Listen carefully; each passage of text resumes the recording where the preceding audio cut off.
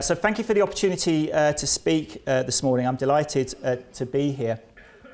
By coincidence, a colleague at LSE asked me the other week who actually originally coined the term natural capital.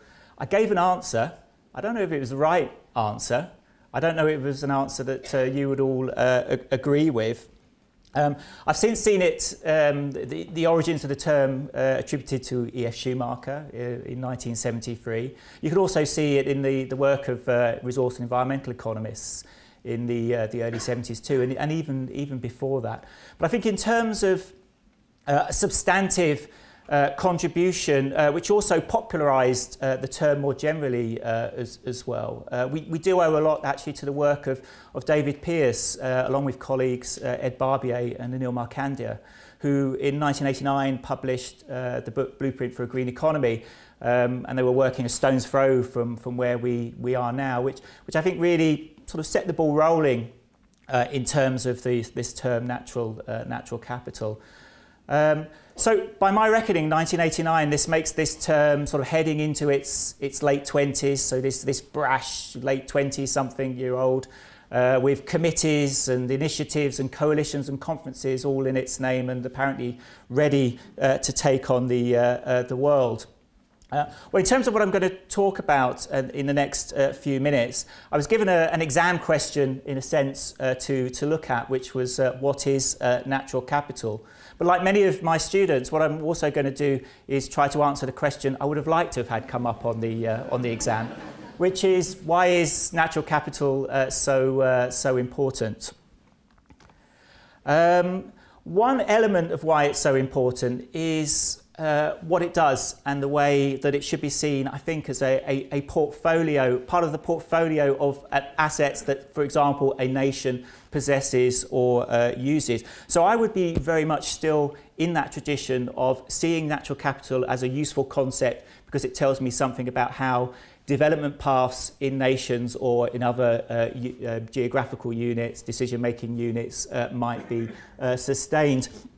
So what are we looking at here? Well, it's an indicator which is a relatively newly established indicator from the United Nations Statistical Office. And this is actually now an international accounting standard, this particular measure, and it's called depletion-adjusted saving. So what it is essentially, it's a measure, here is the United Kingdom, it's a measure of how much the United Kingdom is investing after deducting the depreciation of certain assets, including relatively narrow, so it's not an ambitious measure, but a relatively narrow measure of natural resources. So what's the story here with this indicator in the United Kingdom? Well, you can see the text at the top. This depletion-adjusted saving has averaged at about 3% of GDP in the United Kingdom from 2001 to 2010. Now, as I say, this is a very narrow measure, but nevertheless 3% is not an extremely high saving rate. And now let's think about some of the other things we could actually deduct from this particular indicator.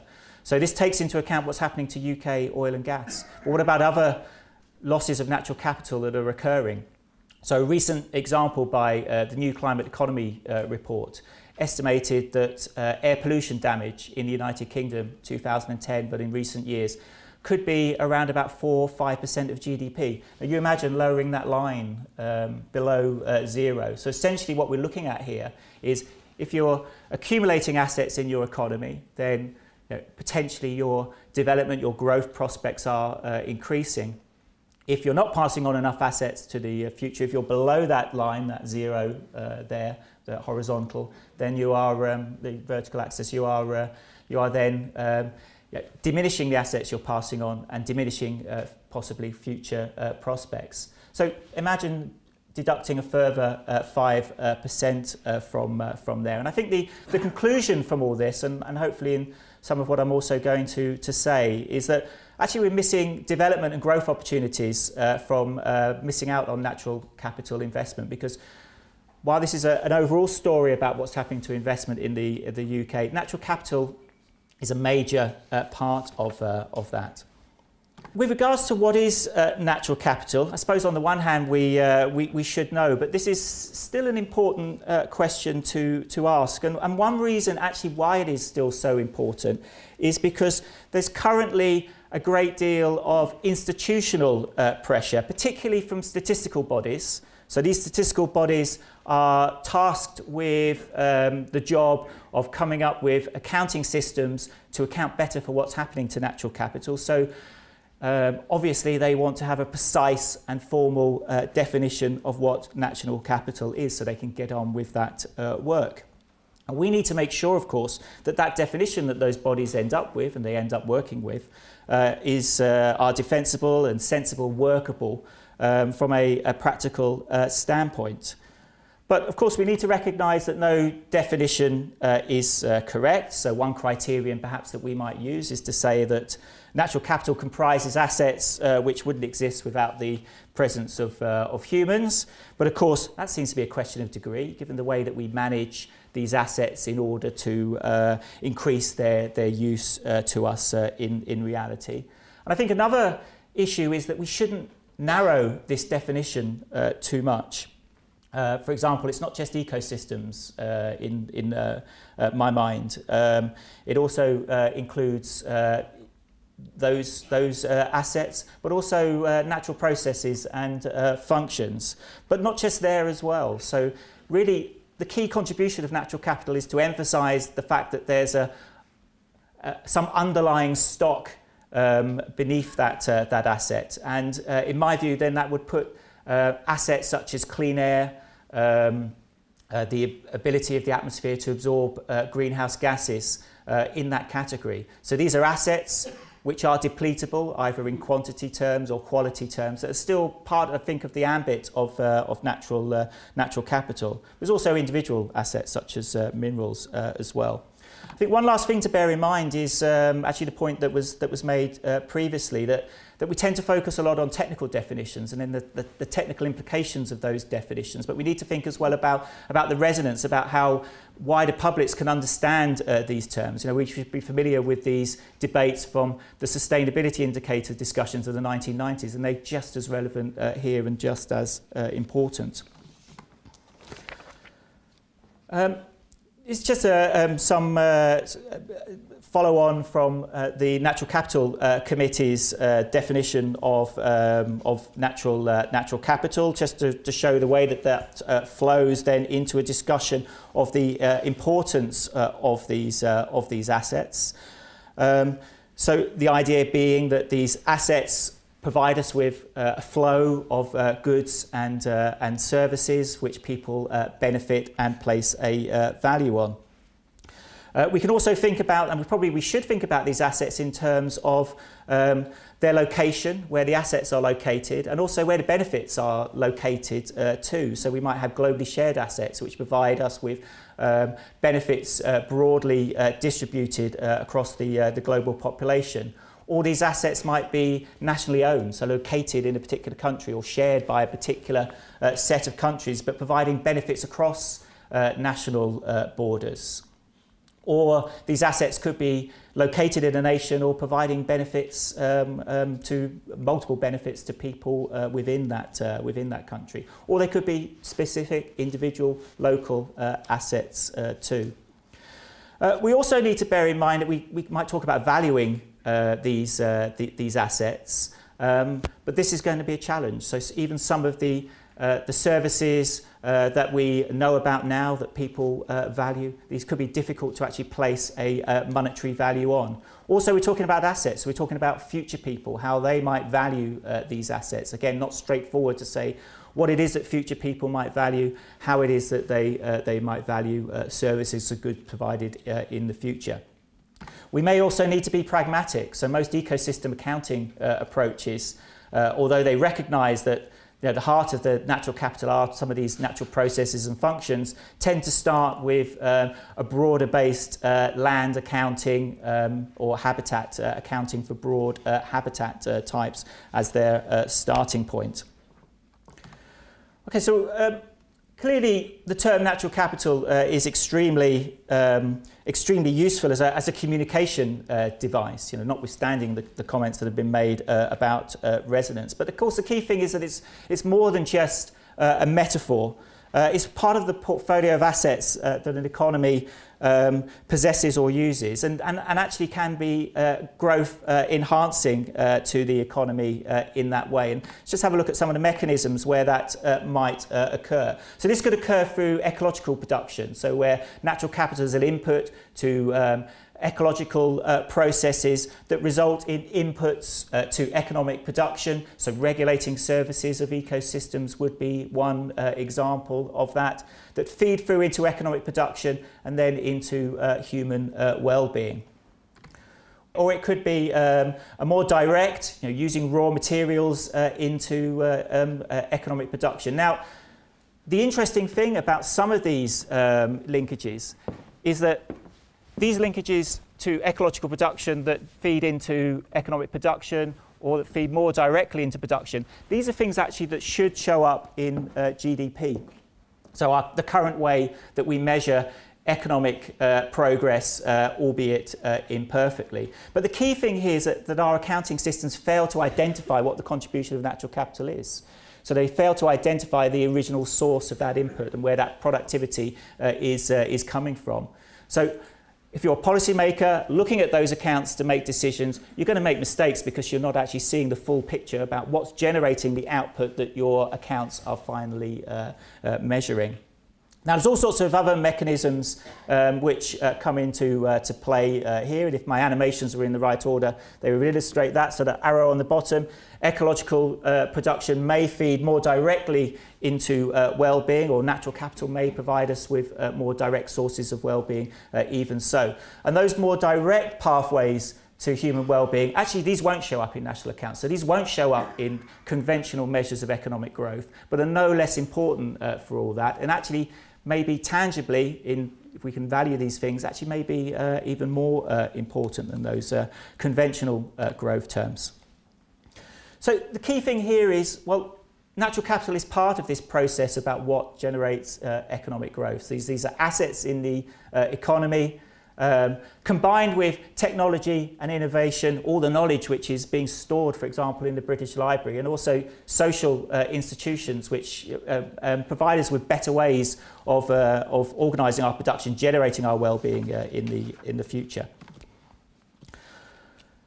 So natural capital can enhance the economy in a vast number of ways. So it can lead to a generation of sustained benefits from, for example, ecosystem services, but also crucially, I think it could benefit other forms of productive assets as well. So human capital here provides a good example. So the links from poor air quality to human capital are increasingly being made with some compelling evidence. So there's been well-established links and long-standing evidence of the link between pollution and absences from work. But there's also emerging evidence as well about work-related pollution leading to lower productivity more generally. So one United States study, for example, found that a policy-relevant change in ground-level ozone could lead to somewhat more than a 5% change in productivity.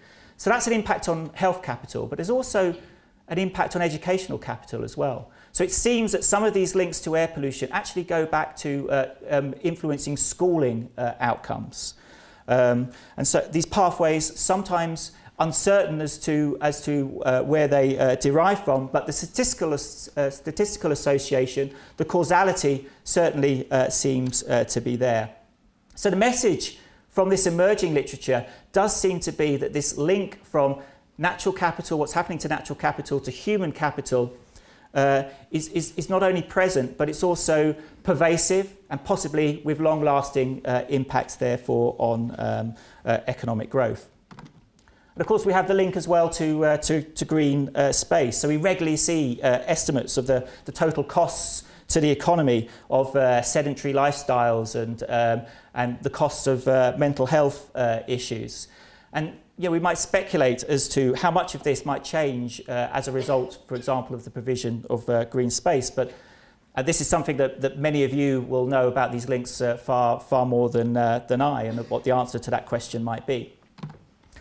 There's also links as well to produced capital that are worth bearing in mind. So we have a balance sheet in the United Kingdom which tells us the value of our produced assets. Now, it's likely that a good proportion of that balance sheet, or some proportion of it, is telling us actually the capitalised value of ecosystem services which are captured in those estimates of produced capital.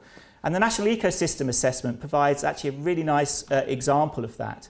So we've got £4 trillion worth of residential property on that UK balance sheet, according to the 2010 accounts. So the particular study in the National Ecosystem Assessment by Gibbons et al. Showed that actually in areas with the highest natural amenities, so proximity to green space and so on, a considerable proportion of the asset value of those properties was attributable to that proximity to nature. So, of course, not all properties are close to green space, but it's likely that actually a big proportion, or some proportion of that 4 trillion is actually what's happening to natural capital. And of course, the implication is you can enhance those asset values if you enhance that natural capital too. So there seems to be an implication then that natural capital can either increase GDP or increase well-being more generally. I'd make that claim for two reasons. The first is that the evidence points to certainly policy failures by and large in the past where we have too little natural capital. So essentially that means that this particular asset, these particular sets of assets, their stocks are too low. That should mean that there's lots of productive opportunities for investments there. So economists would tend to talk about diminishing returns when you're thinking about investing in assets. So if you've got plentiful amount of an asset, it's unlikely that you're going to find, or less likely you're going to find an additional productive investment to make. Not so true if you've got very low stocks to begin with. Of course, the second reason is that the high values that people appear to place now on goods and services provided by natural capital. And this also gives cause for encouragement that investing in natural capital will pay off. So some of this could increase GDP. You know, after all, we could say look, natural capital underpins everything. But there's also a danger of overplaying that hand as well. So in a very broad sense, it's true. And if we're faced with non-marginal natural capital changes, it may well be relevant. But possibly more likely, this importance to GDP is going to matter for particular sectors. So, for example, the United Kingdom satellite accounts for tourism indicate that that sector contributes about 4 or 5% of GDP per year to the UK economy. Now, an interesting question to ask is, well, what proportion of that GDP actually originates from natural capital? It's a question we can't answer now, but making those links between these different accounts would be a highly useful thing.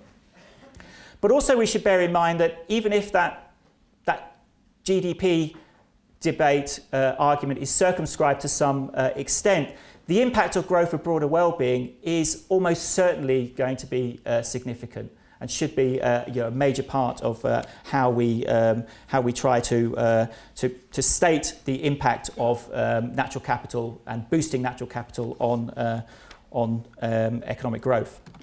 Okay, my last slide, just to make some concluding remarks. So what can we do? Well, I've talked about natural capital accounting, and we can do that in order to try to demonstrate the importance of natural capital to the economy. So there's a demonstration effect there, the importance of these accounts in doing that in a national setting. But there's also practical significance that we should place on these accounts too, and that's in the task, helping in this task of identifying productive investments in natural capital. And of course, this assumes, though, things haven't been pushed too far. So here is a figure provided by Georgina Mace for the Natural Capital Committee, which I think really clarifies this. So the idea being that there's some threshold below which, if we push our natural capital stocks, then we risk losing the benefits, losing that stock altogether. It declines in some perilous fashion.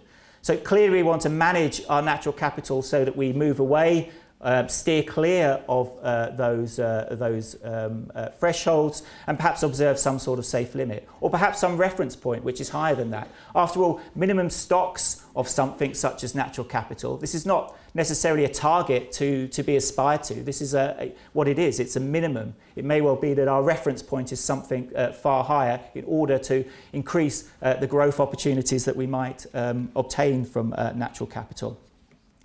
Okay, final comment. Of course, it's going to be expensive or costly to invest in natural capital, although the opportunities indicate that those costs are worth making. This is an investment in our future. But the question might arise as to, well, how might we fund those improvements? And I'll just finish with a picture which indicates how we approached this problem last time around, how we might learn lessons for the future. So this figure here, there's a blue line which shows the amount of depletion of oil and gas in the United Kingdom from 1975 to 2010. That line essentially is what theory tells you you should invest in alternative assets to compensate for the fact that you're using renewable resource element of natural capital there.